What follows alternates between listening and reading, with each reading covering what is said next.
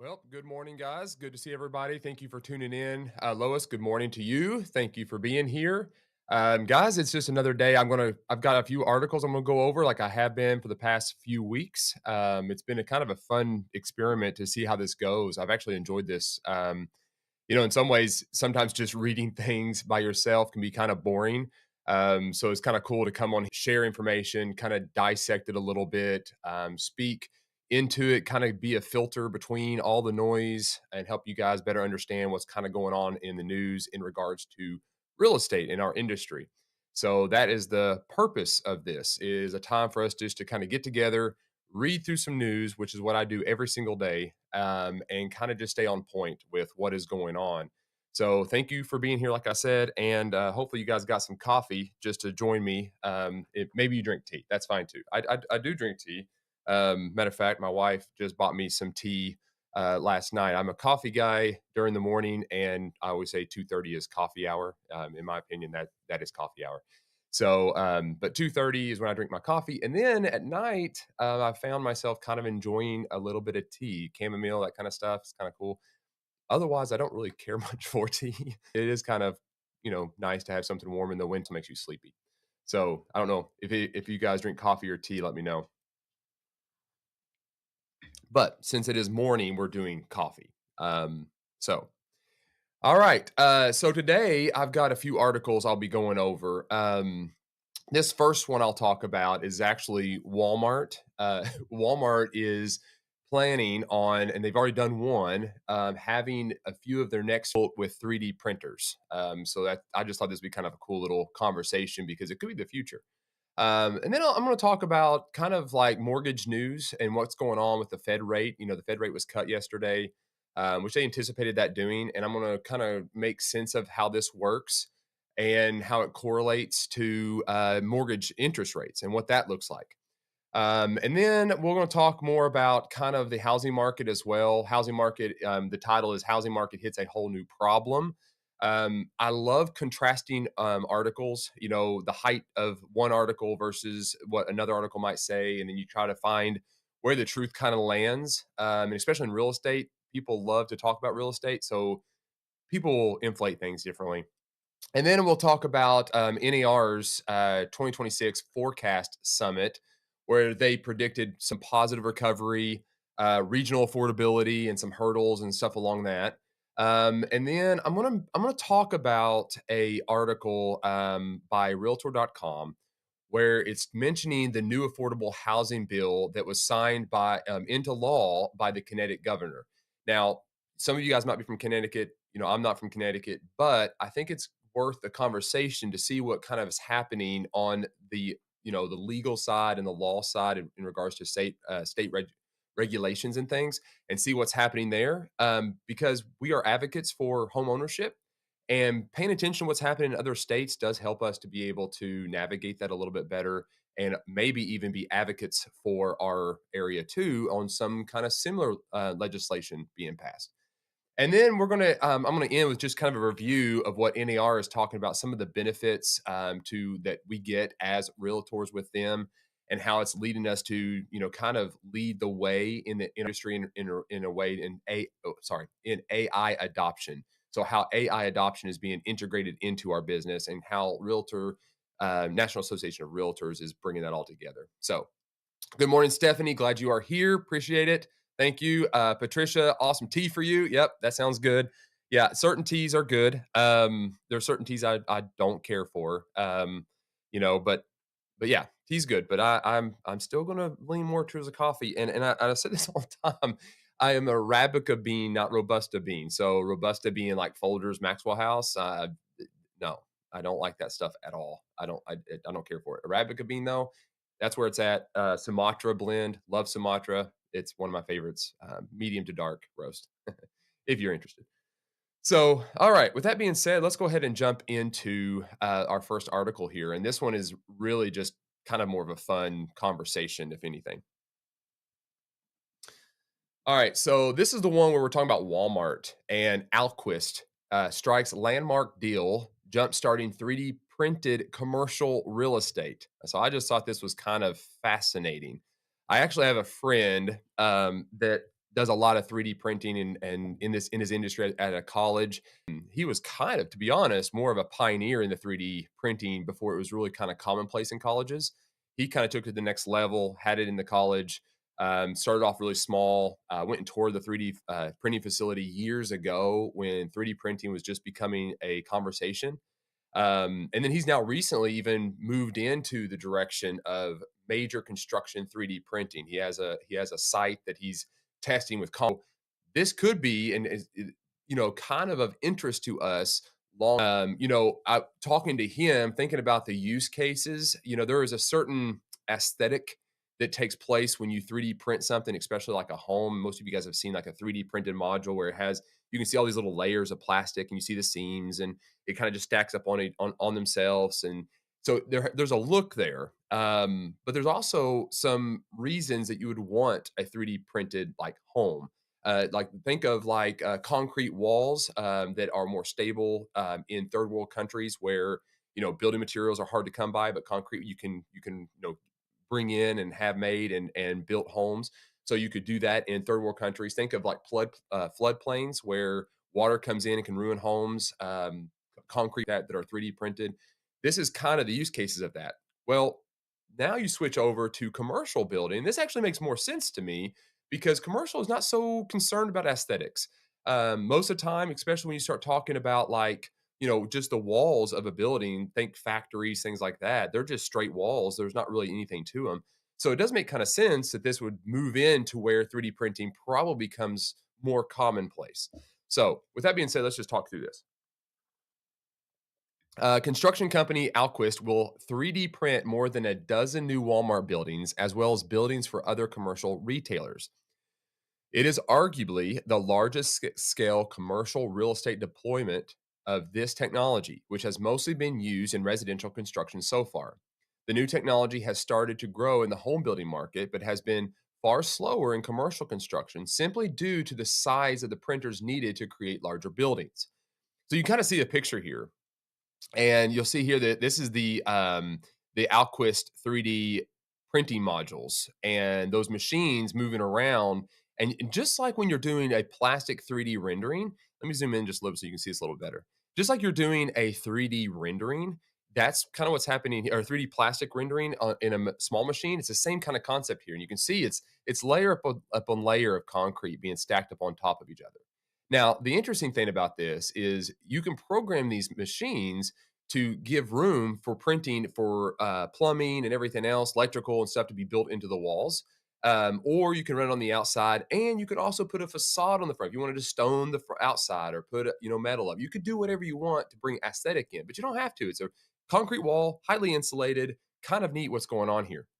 So, construction company Alquist 3D worked with Walmart last year to build a nearly 8,000 square foot 3D printed addition to its store in Athens, Tennessee. In some ways, it'd be kind of cool to go down there and take a look at this because, and you can kind of see here how they frame this area up here. That could be a door, a window, or whatever. They frame that in and then let the printers just kind of print around it. So, pretty interesting. Walmart partnered with construction company Alquist 3D last year to build an almost 8,000 square foot addition to its store in Athens, Tennessee for online order pickup and delivery services. It is the largest 3D printed commercial structure in the US, and despite a bumpy start, a key proof of concept for the technology's commercial viability. Alquist is based in Greeley, Colorado.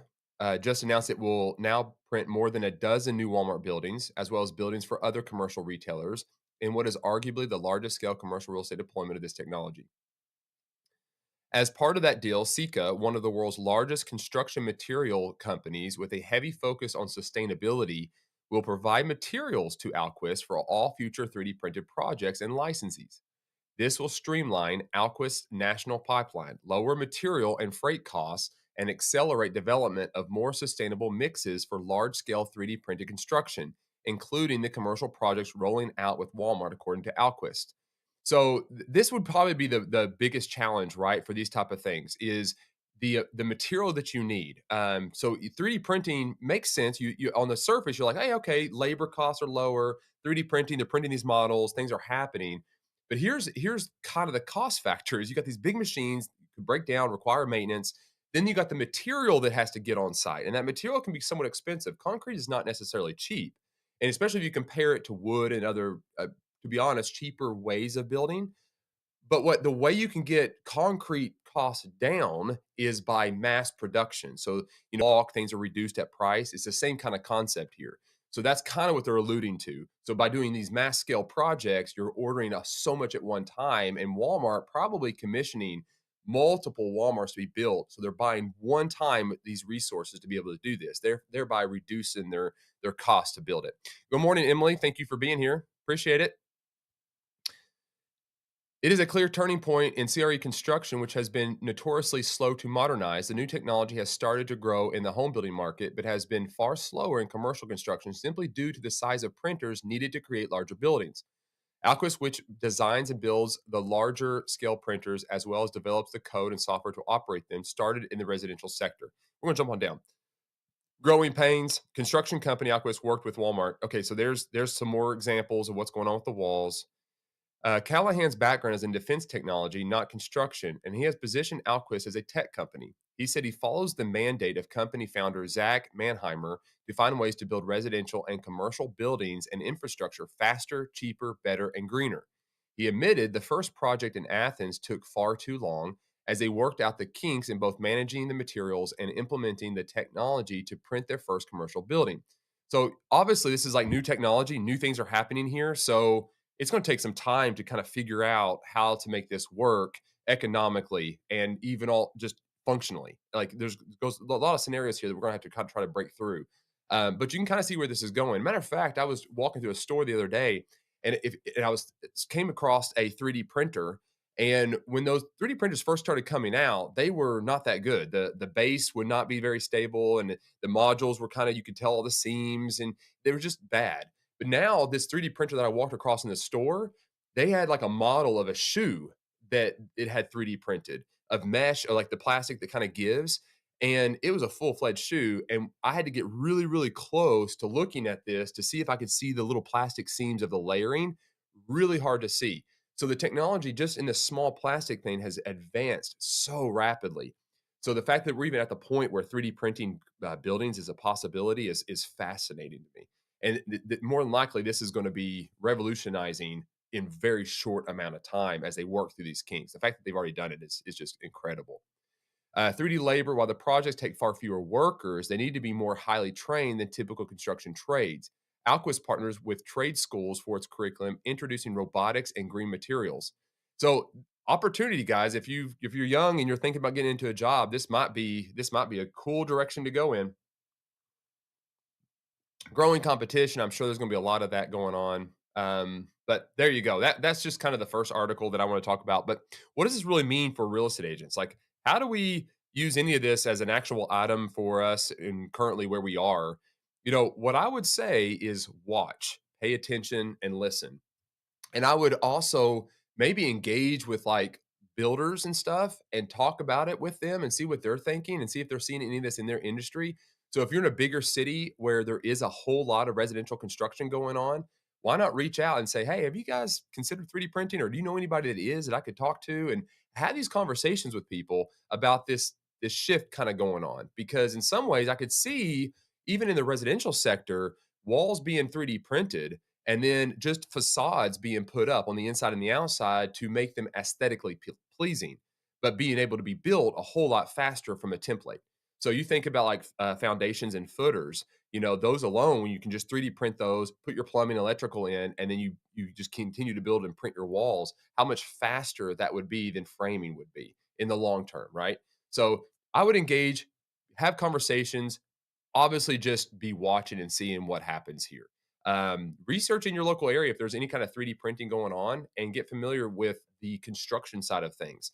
To be honest, this could be like a really good social media type post to get people's attention to, click on your graphic, or see something about it or whatever. So I just say, like, I would absolutely learn and lean into this. All right, let's go into another one here. This one is just, I always have all of our agents, they use this. If you guys don't have this app, I encourage you to get it. It is Mortgage News Daily. Mortgage News Daily just keeps track of what the interest rate is currently. That's what it's there for. But they also have some helpful articles in there.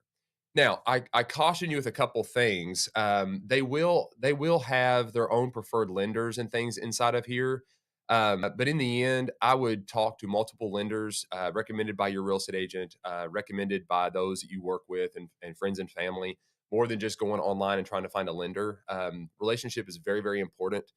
Shop around. But there's also just good articles in here. And yesterday, we had the Fed actually cut the rate. Now, when the Fed cuts the rate, that doesn't always correlate with a mortgage interest reduction, right? Sometimes it does, but that's not a direct connection to that. So, in here, there's actually an article here. And it talks about mortgage rates improve after Fed announcement. So, I'm just going to kind of briefly go over this statement here because it does put it a little bit in perspective. Because we can hear in the news, Fed cuts rate, and we could be tempted to go and make a post, mortgage rates are cut, right? Or mortgage rates have dropped. And that's not the same thing. So here's what this article is saying. The Fed cut its policy rate by 0.25% today, and mortgage rates moved lower after the announcement. That said, those two developments are not related. In fact, there was no movement in the bonds that underline mortgage rates when the rate cut was announced. Instead, market and rates moved in response to Fed Chair Powell's press conference. So his press conference is what triggered a slight reduction in mortgage rates, right? So while there is mistaken belief that such press conferences always result in upward pressure on rates, today shows they can go both ways. Key comments that may have helped. Powell said a statement. He said job gains could have been overstated in recent months. Powell also stated growing evidence that inflation is coming down.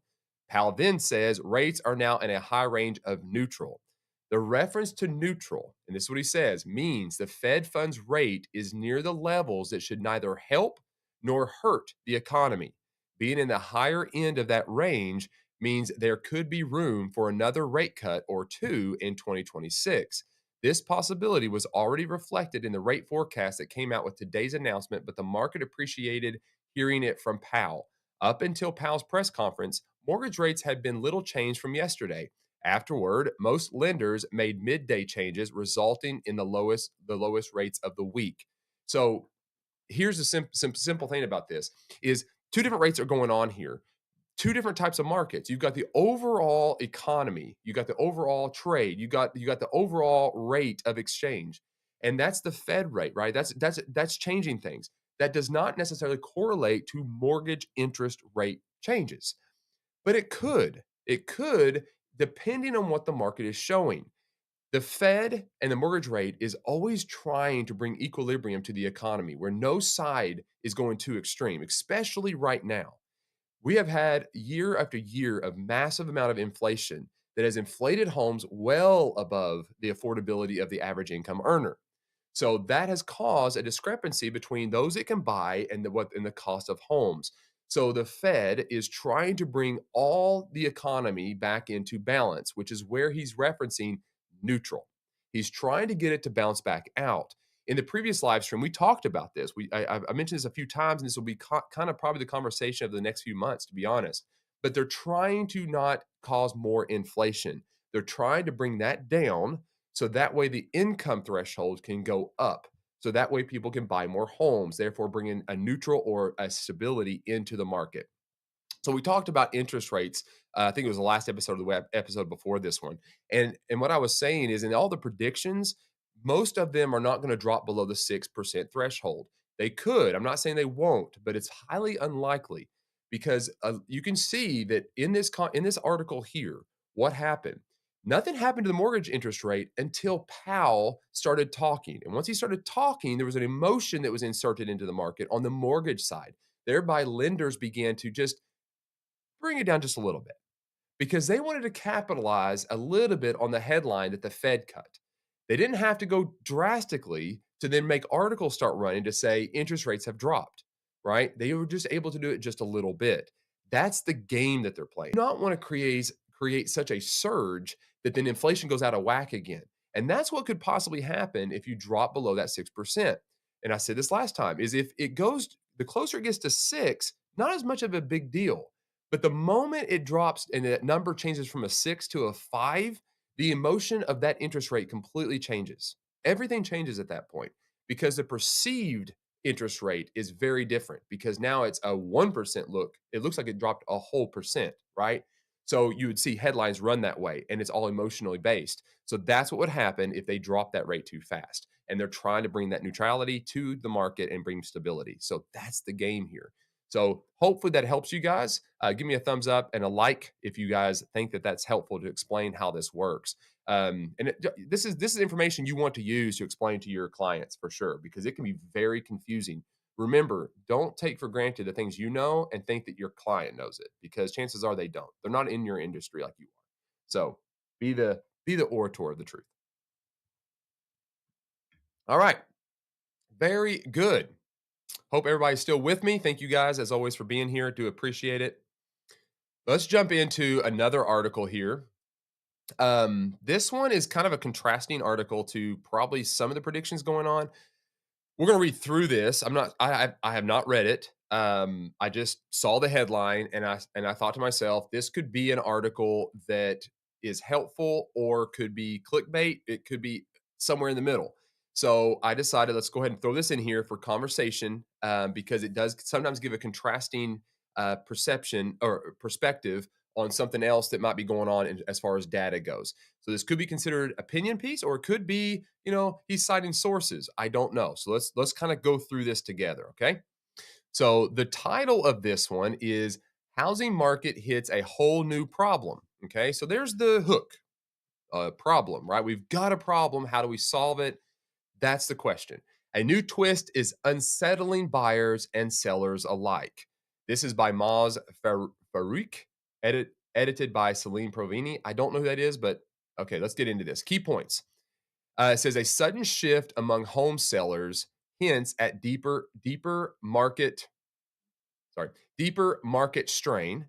Buyers are shifting to affordable refuge markets as big city contracts increasingly fall through, and economic uncertainty, high rates, and sticky prices continue to suppress housing market recovery. There's a lot to unpack there, so let's just kind of go through this. Let's face it, 2025 hasn't been too kind to anyone on either side of a housing deal. The housing market has been facing high rates, constrained inventory, and affordability issues. Taken at face value, I'll pause. Taken at face value, he's not necessarily wrong, right? If we were to look at this and say, do we have higher rates compared to what it has been? Sure. Do we have a constrained inventory? Yes. The affordability issue, is that a factor? Yes, right? But now what we want to be careful is not going to any kind of extreme here because it could easily go into where we're like, oh, this is just bad. That whole statement just sounds, oh, the whole market's going to be falling apart. There's a problem here. But is that what we're actually seeing? Do we see that in our local markets, in our data, and what's happening? I argue no. We're not seeing a crash. We are seeing that balancing take place, though. So, on the face value, no problem with the statement as long as it's clarified on exactly what that statement means. So, that's what we're trying to do here. Now, it's facing a new problem that few expected, in that sellers are walking away in droves. According to a recent Realtor.com report, delistings surged 45.5% year to date, jumping nearly 38% from October 2024. Now, I actually went, so this report, I might have talked about it in live stream, but I just read this. That's not wrong. There is a lot of delisting going on. And let me define delisting. Most of you guys, it's exactly what it means, right? It's exactly like what it sounds like. But just so we have clarity here, delisting, you have a property, it's not selling, they want to take it off the market, they delist it, it goes off. So the question is why? Why did the seller get to the point where they once wanted to sell and they no longer want to, right? What's the point of tension there? What is that problem? So that's really where we got to hone in as agents. Like, how do we address this problem? Let's get through this article, and I'll come back and give you some of my actual thoughts and my filter as far as like what I think is a response to this. For perspective, that's the highest rate since tracking began in 2022. In essence, So now, just note here, they didn't start tracking this until 2022. So we don't have a lot of data here. We have a few years, and that's it. But still, there's a change. But there's not much data here that they've been checking on. In essence, sellers aren't waiting for spring or better conditions. They're giving up entirely rather than cutting prices to a small pool of rate stressed buyers. Throw in the surge of canceled contracts and the rise of refuge markets, and the picture becomes a lot more confusing. This doesn't seem like a typical slowdown where both buyers and sellers are checking out for different reasons, leaving the recovery story wobbling before it starts picking up speed. Okay, let's pause again. Uh, the canceled contracts, the risk or the rise of refuge markets. I will say this in our market, we're not seeing a whole lot of canceled contracts. But again, this could be that we are probably more considered where we're at in refuge markets. So what would be a refuge market? Well, a refuge market is anywhere outside of a city center that has high inflation and the affordability is out of whack where the people can't overall the majority of people can't afford the homes in that market. So what do? They seek refuge on the outskirts of the cities that they are in, that they want to be in so they can have more affordability. So the refuge markets are those outliers around that market. That's the refuge.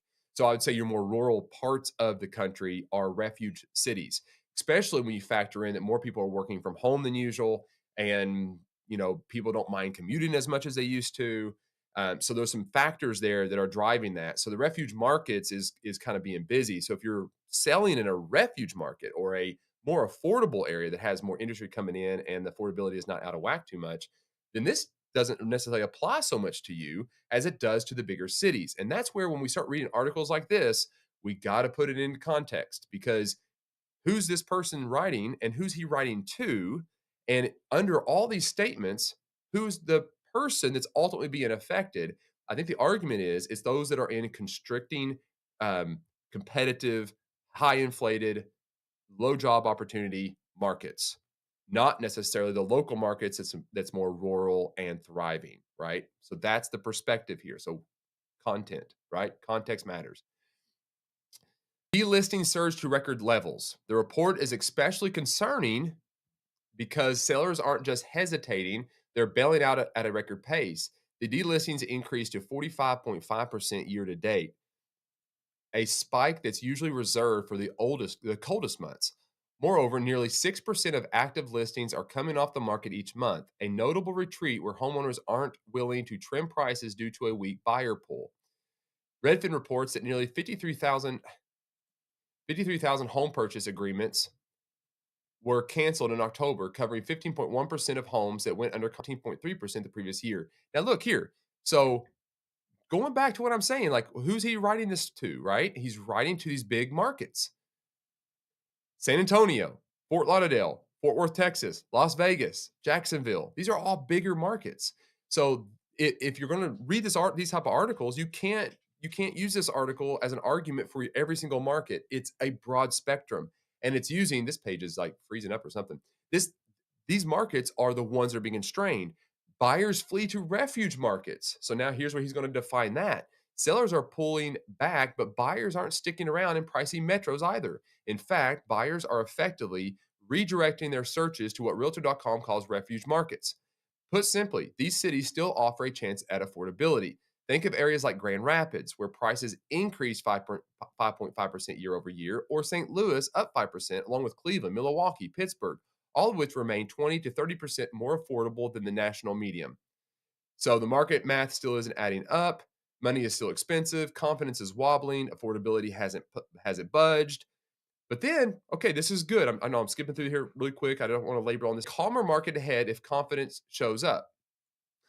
This page is like frozen.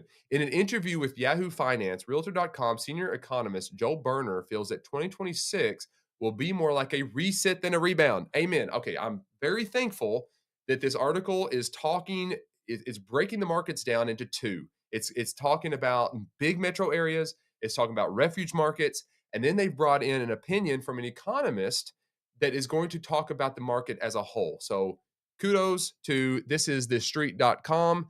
Well done on this article. But here it is. As he puts it, really, we see 2026 as a year of steadying across a lot of dimensions of the housing market. Mortgage rates are one piece of that. His team expects average mortgage rates to hover at nearly 6.3%, slightly behind this year's levels, but with significantly fewer swings. At the same time, Bernie sees home prices rising just 2.2% at a sluggish pace in comparison to both inflation and income growth, quietly boosting affordability. Sales are forecasted to pick up just 1.7%. Okay. All right. I'm gonna I'm gonna exit this page because it's getting on my last nerve with that refresh rate. All right. So let's talk about this just a little bit because I will say that article was I liked it. I like the way it was structured as long as you understand the context of what they're talking about. Because it starts off with a hook. I understand the hook can be it talks about a problem, but there is a problem. That article does address a problem for those that are in big metro areas. It doesn't necessarily say those that are in the that those areas where they're escaping and finding refuge in, and those more rural areas. It addresses that. And then it talks about what really might be happening in 2026. That article is really well structured because it gives you the full context about what's going on in the market based on locality. And that is very, very crucial. And I would agree with even the final statement that we're not looking at this crazy crash coming next year. We're seeing a reset. Going back to what we just talked about in the mortgage news, right? The mortgage and the Fed rates and all that, you know exactly what's trying to happen here. They're trying to bring that neutrality into the market. So there's more of a balance. So the income has time to adjust and affordability has time to come down. But what does this mean for us? How do we, as real estate agents, navigate a market that's like this, where we do have delistings? We have homes that are coming on the market that are overpriced. What do we do in regards to what is happening in 2026? How do we better prepare for making or representing our sellers extremely well so they feel like and know that we can sell their house? Well, guess what? That comes through counseling and talking to your sellers. You need to talk to them up front about pricing. You need to emphasize what we're talking about here to them. What is the market doing? Get very, very familiar with your local market data on the MLS and know what the average selling prices are, what markets are selling, what's not selling, what the buyers are actually looking for, like what type of home amenities. Look for homes that are like that. And if the homes don't have those features, be honest with your seller and say, this is the problem you could run into. This is the price. If you're wanting this kind of price, you might not be ready to sell because the market will not bring that. So instead of getting all these properties listed and then having to delist them or having frustrated sellers with you, being upfront with the counseling of your sellers on upfront pricing and understanding your market is absolutely crucial whenever you're going through a market shift like this. You've got to be very equipped to be able to have these conversations with them so they understand what the expectations are for you and for their home getting sold, right? Now, what I would also do on the other side of the aisle, the buyer side, is have your buyer conversations and your buyer consultations talking about the issues that can come up inside of contracts. Because if they go in to buy a house, let's say it's overpriced, there's a problem there with appraisals. So if you want to see a contract get canceled, that's what we're running into. We're running into a seller that has a value that's over above what the market will bring. The appraiser comes in, we get a contract, and they try to buy the house and it doesn't appraise, or there's some other issue that arises out of that that devalues the home lower than what the seller is wanting. Thereby, the buyer can't buy the house. So, having these consultations with your buyer on where the market currently is going to give you that ability to kind of help them navigate this better and be more affordable and get the home that fits within their budget. All right.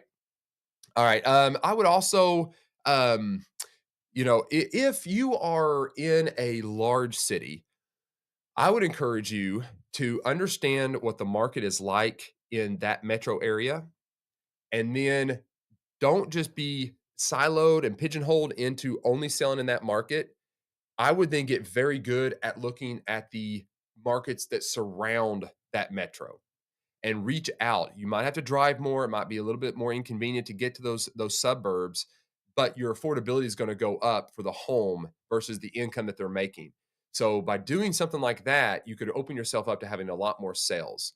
So I would be having in my buyer consultations conversations about their wants and their needs and like really where they're willing to give because ultimately it comes down to their affordability. An example of this being like this. Like let's say they need 4 bedrooms, but they're settled for 3, and they're looking in the main metro area, and they realize that it's $100,000 more to buy a 3-bedroom house or it's the same price in a refuge market or a suburb outside that city for a four-bedroom house that fits better their needs.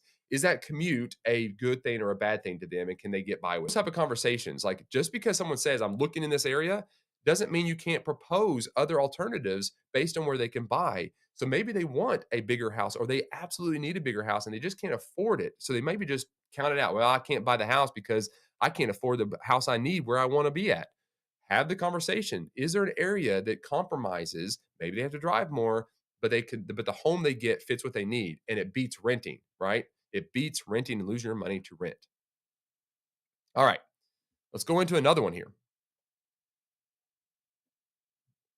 This one here is, now we're switching gears to the National Association of Realtors website, and we're going to be talking about their 2026 forecast summit and what some of their predictions are and what the positive recovery is. And then it mentions with regional affordability hurdles. So this is probably going to go along with the article we just kind of went over.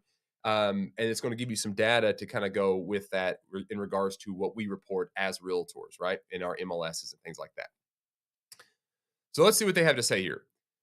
Lower mortgage rates and inventory gains are expected to attract more buyers back to the market in 2026. With local variations in mind, NAR forecasts an overall 14% increase in existing home sales. Here's how to get ready. All right, so they're anticipating a 14% increase. All right, in sales. Again, that's a broad number. It's going to fluctuate across all markets. We don't know exactly where that will land. All right, top economists have one word to sum up the housing market for 2026: opportunity. Love that. And that would absolutely be a headline for me, right? But you have to be able to articulate what that means. So that's hopefully what this article will do. But there is a lot of opportunity for those that are wanting to buy and sell. All right, so let's get into this. Lower mortgage rates and a rising supply of homes are expected to open up the housing market in the new year, something the real estate industry and potential home buyers and sellers have been waiting for following 3 years of stagnation. The National Association of Realtors is forecasting a double-digit 14% increase in existing home sales for 2026. And now this is, so here's a statement. In 2026, we expect higher inventory, modest improvements in affordability, and more accommodating monetary policy from the Federal Reserve will help more Americans buy their next home, said Lawrence Yun, NAR's chief economist, during the virtual real estate forecast summit the year ahead on Tuesday. Very cool. It's a whole hour and 27-minute video, guys. You guys want to go through that today? Just kidding. If mortgage rates drop to 6%, as NAR projects for 2026, it would mark a full percentage point drop from the roughly 7% average at the start of 2025. That shift could unlock an estimated 5.5 million additional qualified homebuyers nationwide, including about 1.6 million renters who could finally make the leap into home ownership. We don't see this as a big drop, right? But it is, guys. This does bring more buyers into the market, especially when you look at the historical norm of interest rates, right? All right, here's the tips. This is good. So they're going to go into action items for you guys to use. And so let's dissect and dive into these things. 5 ways to get your business ready. All right, Nadia Evangelou, sorry, NAR senior research economist and director of real estate research, pointed to several ways real estate pros can prepare for the projected uptick in sales. All right, number 1, target the new pool of rate qualified buyers. A 1-point mortgage rate drop can significantly expand the buyer pool, especially among renters, younger households, and high earning millennials who may have been previously priced out. Reach out to buyers who may have stepped back from the market because they may be in a better position to re-enter if it drops to 6%. Okay, so if you use a CRM and you keep good notes, you can go back to your buyer pool and find buyers that dropped out of the market because they just couldn't afford the house, right? And now you can go back to them and say, hey, look, interest rate's lower than when last time we looked. How about looking at buying again, going and getting qualified and see what your rate will be compared to what you're paying for rent? So, or just go back and start looking at, like, if you go to your local market and you start calling rentals and you find out what properties are renting for, those people in those homes that are renting at that cost, you can take that number and figure out the type of home that they can buy based on this interest rate. And you can go talk to them and say, look, you're already paying this. If you have a good income, good credit, you should be talking to a lender about buying a house. Most of the time, people just fall into the mode where they just pay their rent and they don't even think about it. They want to buy a home, but they have no idea what the steps are to do so. So this is the opportunity aspect, right? Look at your rental rates, find homes that fit within what that mortgage payment would be based on this interest rate, and go talk to those renters. All right. It says the NAR research team predicts that mortgage rates will drop to 6% in 2026. So it's a little graph here. We're going to skip that. Price strategy matters more than ever. All right. Stretched. Buyers are ultra focused on their house payment. Homes prices even 3 to 5% above market will face longer days on the market and deeper eventual reductions. NAR's report notes real estate pros will need to guide sellers on realistic pricing to result in a faster sale and a stronger final sales price. Well priced homes will stand out in the market immediately. So that's the thing, guys. We got to be, as realtors, we got to be very, very good at pricing homes correctly based on what the market will bring. And we got to be willing to have those difficult conversations with our sellers so we can put those homes on the market, get them priced right. So we do not have what we talked about earlier, delistings, right? We do not want canceled listing agreements. We need to sell properties. That's how we make a living. And sellers want to sell. That's how they move and they better their lives, right? We need to be that middleman. We got to be able to price homes correctly. We got to understand our market and do that correctly to help them out. Number 3, watch the inventory mix. Mid-priced homes that better align with household incomes will drive demand in 2026. Noted that middle income buyers can now afford only 21% of listings nationwide, down from 50% pre-pandemic. Markets that are seeing greater availability of mid-priced homes are better positioned for recovery. For example, noted that places like Raleigh, North Carolina have shown improvement as their inventory has become more closely aligned with local income levels. Builders are also starting to respond to the affordability gap. Townhomes, often a more attainable option for entry level buyers, comprise 18% of single family housing starts in the second quarter of 2025. So, this is the thing is like you do need to look and see in your market where properties are selling, like where those things are coming from. Because if only 21% of the active listings falls into that household of the average income, then it's a very small percentage of people that can afford the homes that are currently on the market. You need to be very good at understanding what that 21% is. What is that number? What priced home is that? Because for two reasons. One, when you got buyers, that's going to be the average type home they can buy. And second, if you're trying to get listings, those are the ones you want to market yourself to try to list because you can sell them. So that's the opportunity for you, but it's also the opportunity for the buyer to understand what's happening in the market. And again, it kind of looks like that, it goes back to like that refuge market thing, that whole argument about stepping out of your metro and going to that other area kind of makes sense. All right. Number 4, migration patterns remain a driving force. Metros in the South, Mountain West, and many Midwestern regions continue to attract new residents, and areas with high migration are likely to see stronger home sales as a result. Knowing where your buyers are coming from and why is essential. So here's the thing. This is going back. Our business is referral based, right? So if it's referral based, it makes sense that I build connections with real estate agents from the areas that I'm getting referrals from, right? So if you're in one area, look at your buyer pool, see where those people are coming from, maybe pull some demographics and see where most people in your town are moving from, and realize that you need to be building connections with real estate agents that sell a lot of real estate in the metros that those people are moving into your area from, right? Makes perfect sense. If you're in a metro area, you need to pay attention to where your people are moving to and start talking to your people about moving out of areas and how you have a list of real estate agents that you can trust to refer clients to. This is a way to protect your bottom dollar. And also at the same time, it's a way to protect your consumer by making sure that they get put in the hands of competent, educated real estate agents, right? So there's an opportunity there for the referral side of this business. Number 5, expect meaningful but uneven demand. Even with a projected 14% national increase in home sales, recovery will vary greatly by market. Demand will improve, but not everywhere the same. The recovery will be concentrated where housing and incomes are coming closer together. The alignment between affordability, job growth, and buyer demand will determine which metros see the biggest swings in 2026.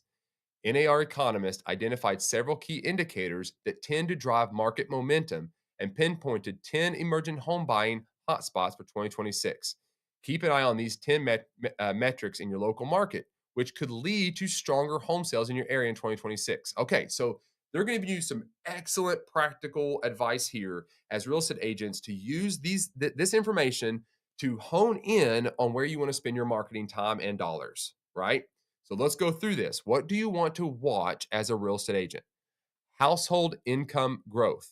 Where is the income happening the most in your area? Where is that at?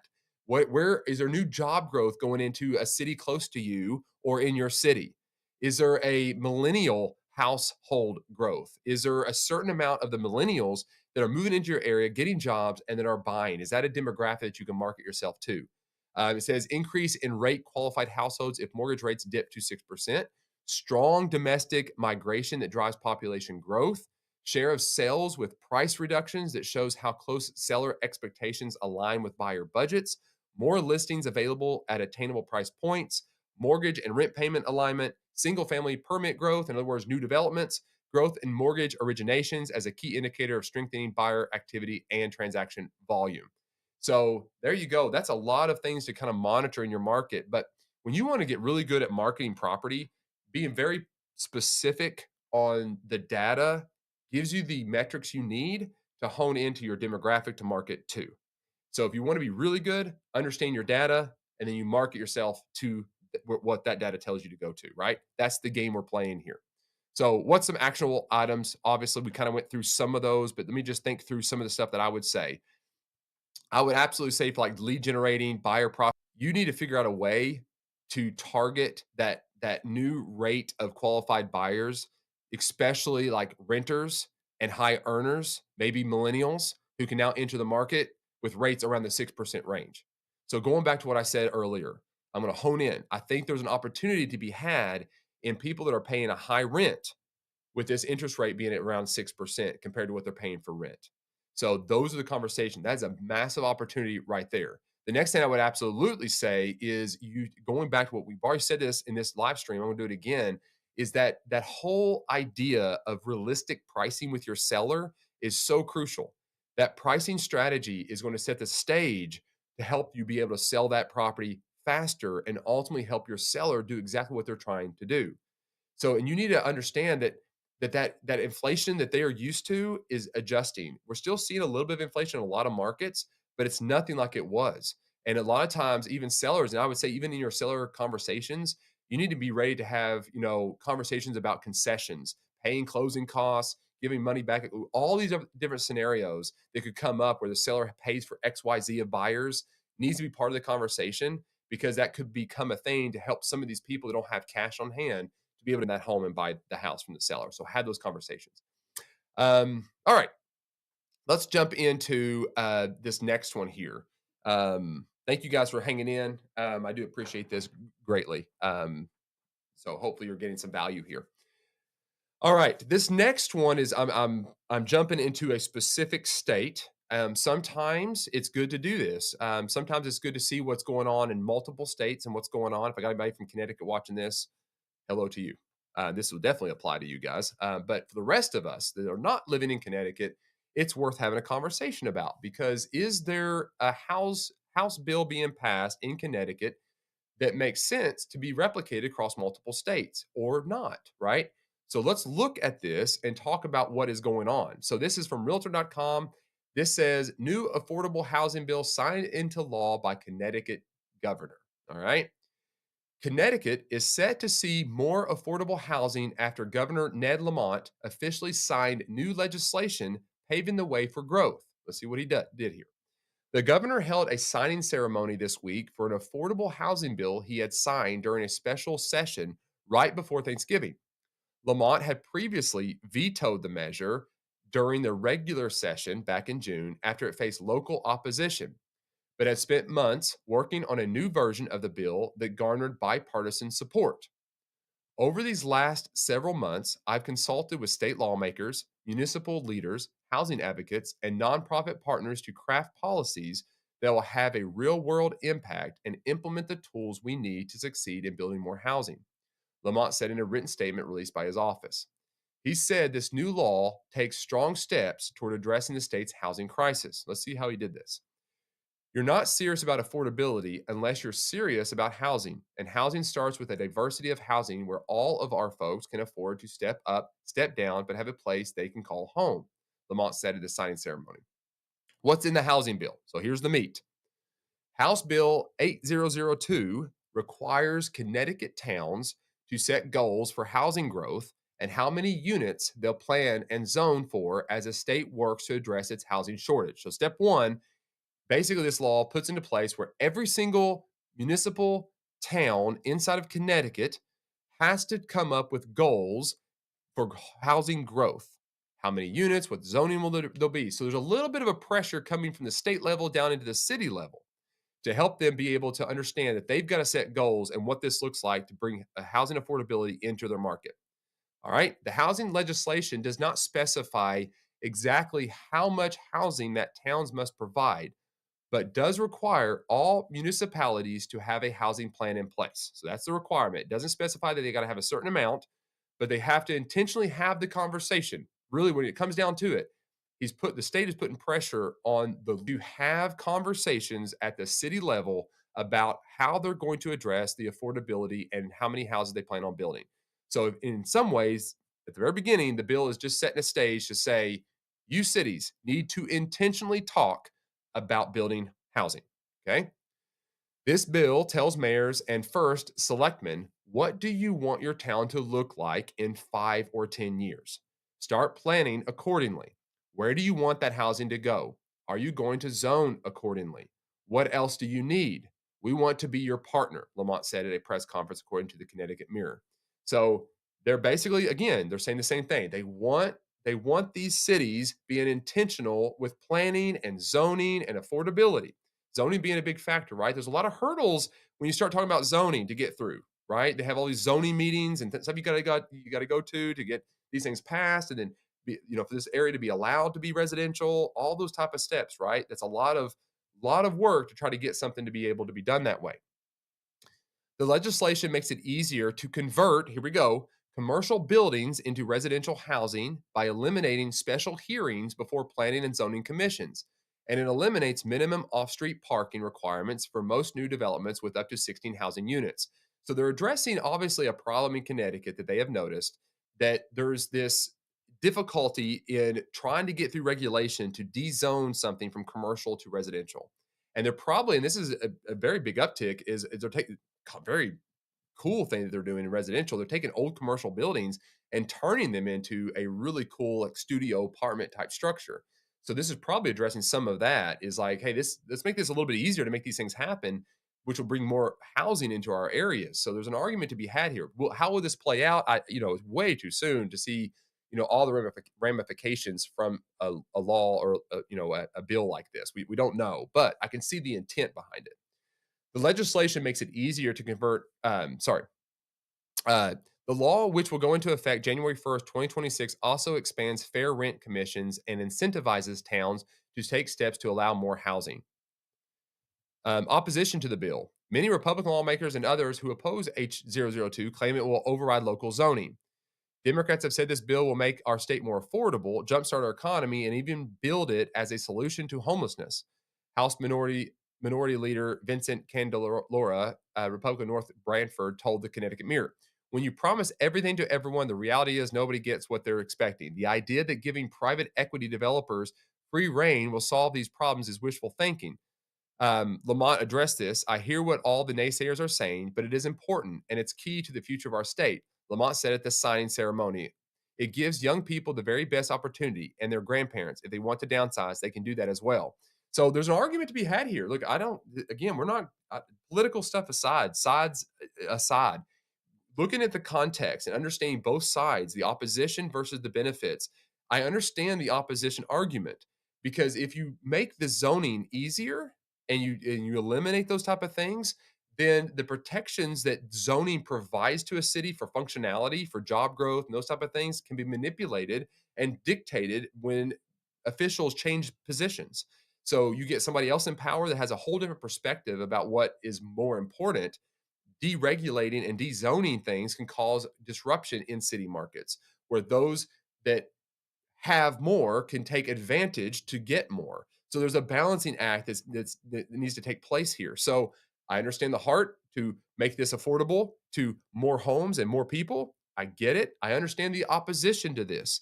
This is the whole point of regulations and bills. We don't know always how they're going to turn out when it's all said and done.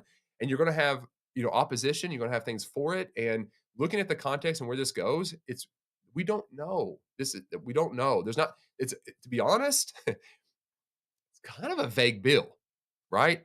It's very vague. It doesn't really give us much meat as far as like how this will actually be implemented on the city level because it does make them required to do these type of things. But how does that ultimately play out at the city level and across the state? I don't know. Like that's very unpredictable. And I think that's probably where this opposition is coming from. I think the unpredictableness of a bill like this causes angst in those that would oppose it, right? And again, not party line, just talking about just stepping back and observing this.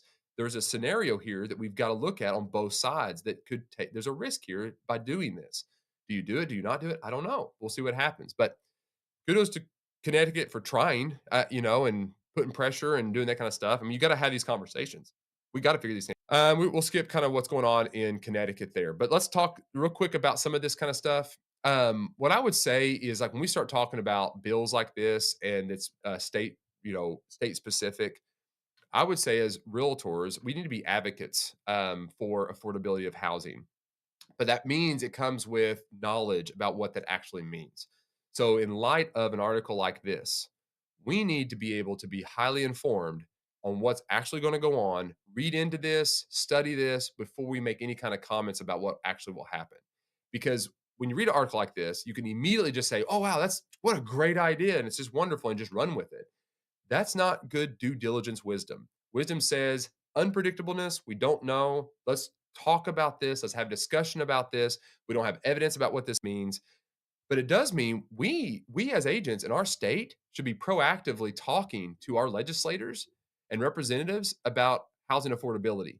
Taking articles like this and others that we find and having those discussions with them. Call them up, go up to your state capitals and have discussions with them to see what they've got on the books and bills and what they're wanting to pass that it is in response to this. Get very informed about what's going on.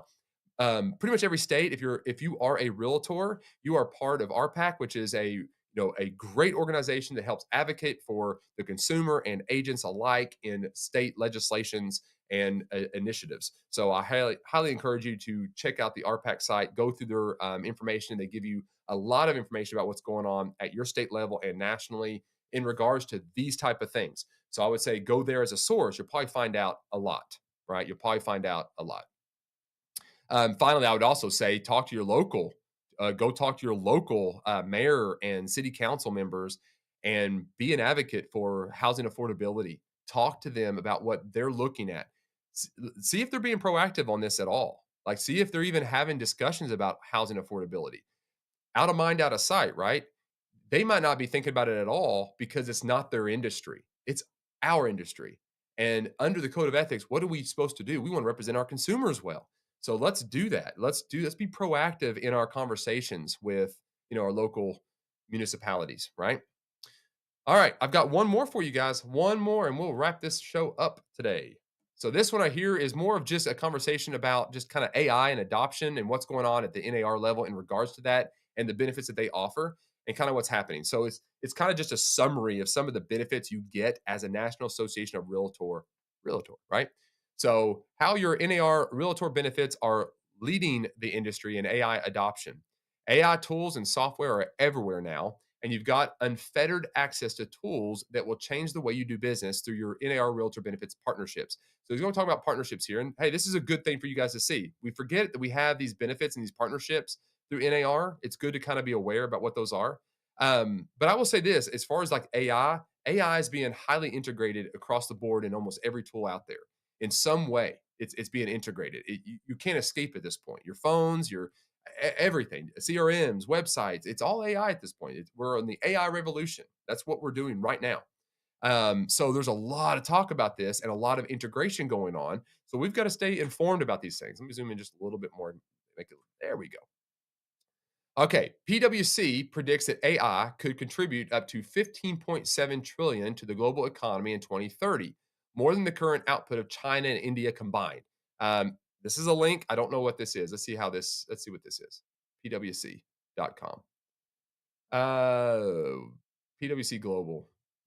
I guess I guess they watch reports. Okay. So they're a reporting site. All right. AI adoption in the real estate sector has been gradual in 2025, according to our Realtor Technology Survey.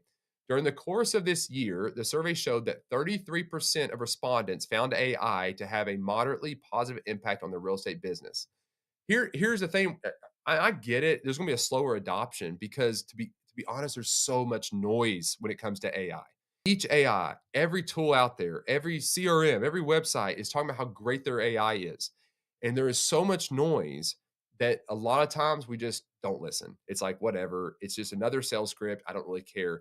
So the adoption rate is low as far as those that are responding. But here's where the counter argument would come in my opinion. They're using it without even being aware that it's happening. So even though they're responding to saying they're not using it, I would say they're actually using it at a higher percentage because they're not even aware it's happening. And a lot of it's back end stuff that's going on. So I would say they're using it. The adoption rate is actually a whole lot higher. You just can't measure it because people don't know they're actually using it. Like if I was to look at my phone right now, it does so much AI in the back end that I've noticed as updates happen. So it's happening without me having to actually utilize anything. It's organizing data for me. So anyway, uh, here's the first one they talk about: Rent Ready for AI powered property management. Whether you're a property investor, owner, or real estate professional, managing properties for your clients, juggling all of the admin isn't an easy task. Between tenant screening, onboarding, collecting rent, unexpected maintenance requests, and inspections, it's a lot to handle. It can get overwhelming for landlords and agents alike. Fortunately, Rent Ready is a property management software that simplifies and streamlines property ownership, and it even comes with AI tools to make it even easier, including valuation, price prediction, personalized property recommendations, AI for risk assessment, and more. So this is a product. If you are a realtor, you get a discount if you use this through the benefits program. Rent Ready. So I don't want to open up in a new. Yeah, I want to open up in a new. Open a new tab. There we go. So this is Rent Ready. There's pricing obviously that comes into play. There's your it starts at $5 a month, 12, and then for pro you can call us. It talks about what it can do for you. So maybe I'll do a deep dive on this at some point. If you're into rent stuff, let me know in the comments. But that's a resource. And AI is going to be doing a lot of the streamlining in the back end of stuff. So that's really cool. All right, Lenovo. Matter of fact, I was just in a store and I was looking at Lenovo laptops, and I actually noticed this. Lenovo has developed its own AI built into their system. And it's doing a little bit different than like Copilot with Windows does. If you use Windows, you'll know that Windows is fastly integrating what's called Copilot into their system.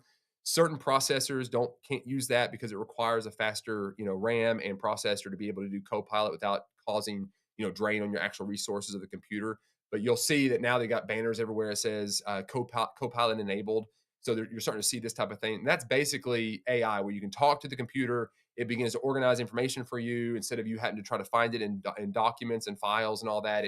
It's beginning to integrate. Again, this is where I think adoption's happening without you even being aware that it's happening.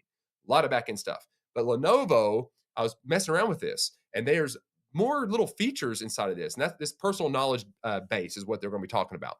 We all need laptops to work. We need smart, fast computing power on the move, and smarter AI Lenovo computers can provide that. One of the many things you can do is use the Lenovo AI Now on Lenovo AI PCs to create a personal knowledge base. This way, you've always got everything you might ever need to know about real estate and any properties you manage in one place wherever you are.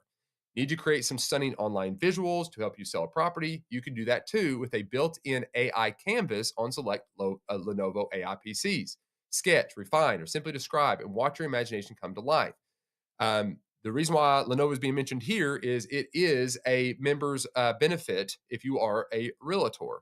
So you can go to this link here and open a new tab, and boom, you're going to be under their link. And when you shop through that link, you can get a discount if you're logged into your realtor account. So there's a lot of AI going on inside of these computers.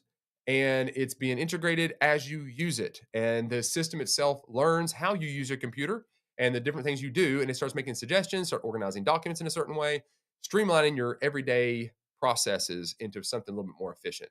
And to be honest, that's where AI really comes into handy. It's not to address the face-to-face interactions, but it is to handle those monotonous tasks that you do constantly every single day, right?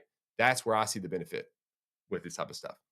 This one I did not know. I looked at this earlier when I was thinking about bringing this article up to you guys.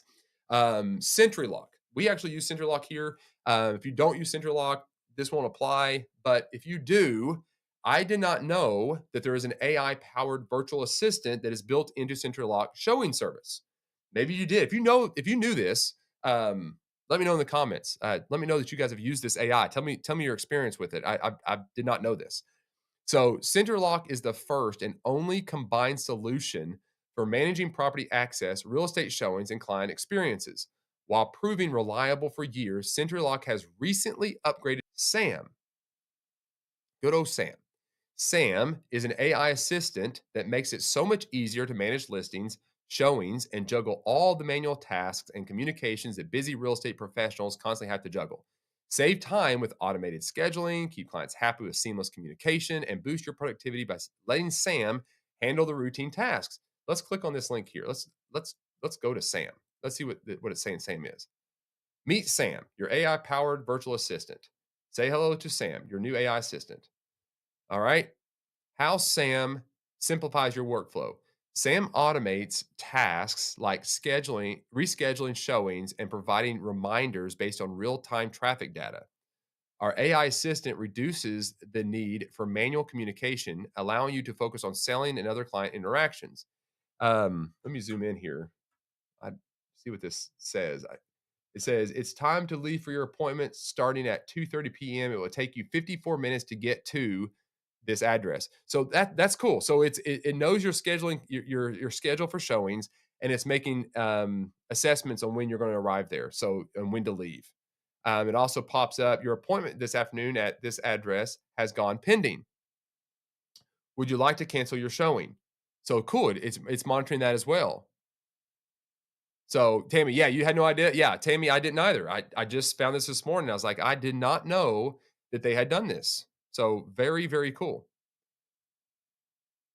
Scheduling and rescheduling. Sam can handle scheduling and rescheduling of showings, minimizing the need for back and forth communication. Discover what Sam can do for you, whether it's scheduling showings, sending real time alerts, managing traffic updates, or traffic mileage. Sam is here to make your day smoother and more efficient. This is great, guys. I did not know. I did not know this. Simplify your day and impress clients. Time saving automation.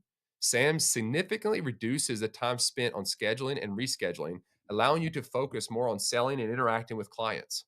Improved client communication. With SAM's efficient communication, your clients stay informed and engaged, enhancing their overall experience and satisfaction. Boost your productivity.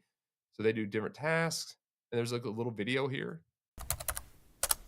Here we go. Let's just watch it.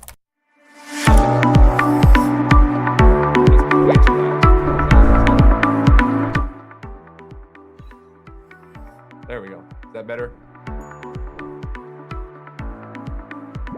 Hopefully that's better. Let me know if that's not too loud or you can hear it.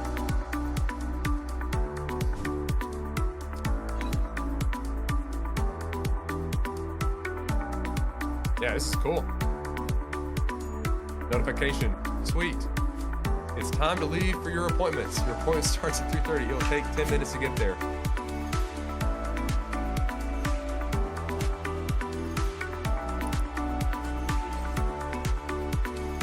Oh, sweet. So it's integrated with Google Maps.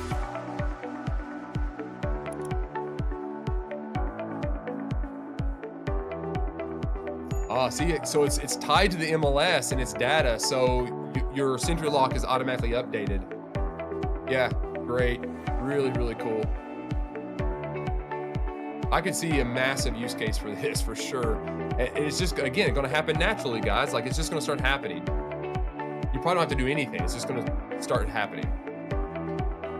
There's your calendar. Yeah, very cool.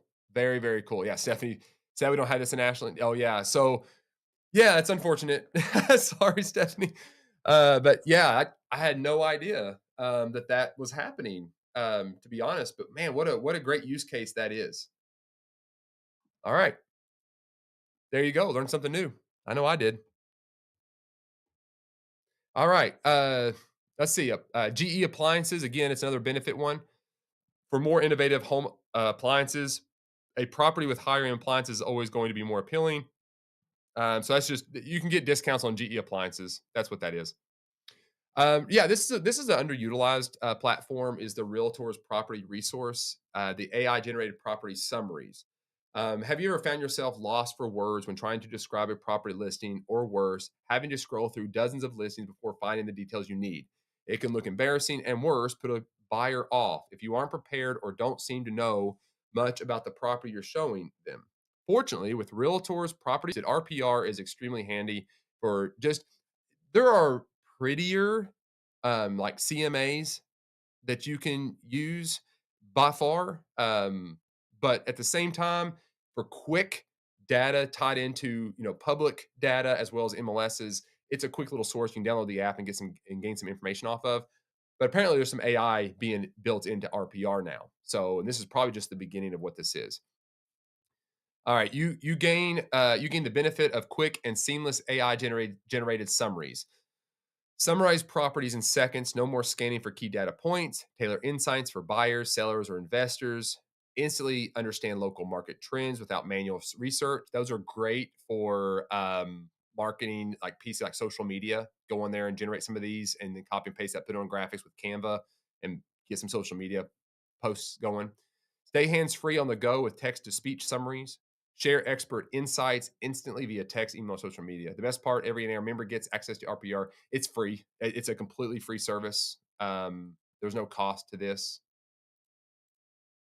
Um, well, I won't log in. We're gonna roll on. Ask the agent AI supported marketing. Agents and property investors have two choices when it comes to real estate marketing. Try to do it all yourself: pictures, videos, listing descriptions, newsletters, outsource all of that. But now, thanks to AI marketing tools, you've got a third and more affordable choice. Ask the Agent is transforming real estate marketing with cutting edge interactive video, podcasting, and lead generation solutions. Designed exclusively for real estate professionals, Ask the Agent helps you stand out in a competitive market by leveraging your time and engaging clients 24/7 without adding extra work to your day. With automated video responses, dynamic video tours, and seamless integration across LinkedIn, digital campaigns, and print marketing. This AI powered tools. Let's see what this looks like. I don't know anything about this one, but let's open it up. Get noticed in a crowded market. Build brand, build brand you. As individual as you are, tell your story. So it looks like it does like agent intros, meet the agent, interactive video Q&A. So it looks like it's just auto generates videos for you and creates this is like an email tag where you have a video that embeds into your email maybe. Yeah, interactive video Q&A. This is interesting. This is cool. How can ATA help you? Tell me about this. I need today. Camera shy? No worries. We can help you create your own digital twin through our content creation program, making video production easier than ever. Hmm. It works 24/7. So it's just a video that works in the background. Create authentic interactive videos and podcasts for FAQs, interviews, listings, and updates quickly and easily. Engage with more buyers and sellers by sharing your videos and podcasts across social, digital, and print, keeping you connected 24/7. And convert views into warm leads and turn conversations into clients with powerful analytics and lead capture tools. Very cool. So there's obviously kind of like this visual video stuff. If you're intimidated by making videos just on your phone and then all the editing that goes into that, this could be a tool for you. So this is Ask the Agent. Let's see what pricing is. Pricing limited time only, $100, 1 year subscription. I mean, there you guys. Maybe you should try this out. From hello to conversion, get video intros, FAQ answers, lead capture. Limited time only, $100, 1 year subscription. Ask the Agent. As for exclusive NAR member pricing, Again, I'm not recommending this. I don't know the quality of these videos at all. They might be trash. I don't know. They could be amazing. There's so many of these little services out here. There's a little bit of trust that I place in this just because NAR is putting it as a benefit. So I would say they've done a little bit of investigating on what this is. But I can't recommend it. I've never used it. I don't know anything about it. I do know video is the next way to go. And so if you're intimidated by those type of things, this could be worth looking into. I need a drink of water. Everyone's still there? Everybody good? Still hanging with me? Hopefully learning something new. If so, hit the like, subscribe button. That'd be awesome. Appreciate it. All right, let's jump into the next one. Upgrade your real estate agency with AI for more successful 2026. Oh, okay, that was it. That was it. That was the last one. So I think to kind of summarize kind of all of that, you know, I, those that don't like AI, don't want it. Unfortunately, it's here. It's in everything. You're really not going to be able to escape it, except if you want to go back and turn off all your technology. It's literally being integrated into everything that you do. If you're using technology at all, you're using AI at this point. There's some element of it. But I will say there is a way to embrace it and there's a way to not embrace it. I do not like any kind of AI that takes the human element away from connections and interactions with actually face to face humans. If you lean into AI and you eliminate that face to face, I think you're hurting yourself long term. I think if you utilize AI to streamline a lot of the activities that you do that is just working on the business or in the business, not on the business, that just take up a lot of time where it keeps you from being face to face more, then I would say AI makes sense. Lean into that because you're going to be more intentional with getting in front of people. So that's where the balance I would say. I would say, like, to be honest, check out RPR. Utilize their AI generated property summaries. Tailor that data into simple, ready to share insight. You could even draft, a drip campaign or something like that inside of your CRM or text or whatever you want to do, little graphics. Use that data to kind of relay information that matters the most to your clients. I would definitely, if you're part of Sentry Lock, I would love if anybody out there has used Sam by Sentry Lock, I would love to see your experience with that. But I'm going to be looking into that for my own agents. I'm going to be researching now that I know that that is a thing. I'm going to find out more about that, let you guys know about that. But I think that is a great use case of AI, because how many times are you going out on a bunch of showings and you've got to keep track of when you're supposed to be there, keeping on point, communicating to the buyer, the client when you're going to arrive. All those variables are at play, and this kind of seems to streamline a lot of that. Plus, it also monitors the MLS data, so when the property goes to pending, sold, or whatever, and if you had that scheduled to be showing, it obviously lets you know that that's happening, so you can just cancel the showing and then it will communicate to the listing agent probably, right? That's more than likely what's happening here. So again, that eliminates you having to keep up with all this different calls and texts, thereby doing what I said I like AI for, freeing you up to spend more time face to face and being human to human, right? And so I would lean into all those things. And then if you are in the rental industry, property management, that topic about Rent Ready to me seemed like a great AI integrations because again, it's doing a lot of that back end stuff that's going to keep you in front of your clients more. So if you're into that, look into that. If you use that, let me know in the comments that hey, I use that. Here's my opinion and my review of that. I would love to see your opinions just for managing properties. So awesome, guys. Thank you so much for being here. I definitely went longer. This is probably by far my longest stream. I don't even know how long I've been live, but I got to get going and get to work and get some stuff done. So, but I do thank you guys for being here. I do appreciate that. I hope you are finding value in this. This is just my way to kind of read the news, cut through all the noise, give you kind of my opinions and insights into what this is, and what is going on in our market, and then hopefully help you guys be able to have some actionable takeaway items, you know, that you can use in your business. So I do appreciate you guys being here. Tammy, yeah, she said, Adam, let us know what you find about Sam. I would love to have train on this. Okay, Tammy, I will absolutely be doing that. 100% more to come on Sam. Good old Sammy boy. So I will report back to you guys on that and let you guys know. Thank you guys. As always, go out, make some money, represent your clients well, and keep doing what you're doing. Appreciate you. See you next time.